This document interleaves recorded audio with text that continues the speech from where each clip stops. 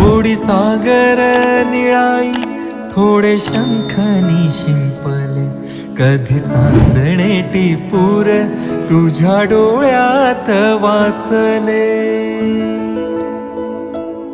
कधी उतरला चंद्र तुझ्या माझ्या अंगणात, स्वप्न पाखरांचा थवा विसावला ओंजळीत. कधी काळोख भिजला, कधी भिजली पहाट, हुंकारला नदी काठ, कधी हरवली वाट.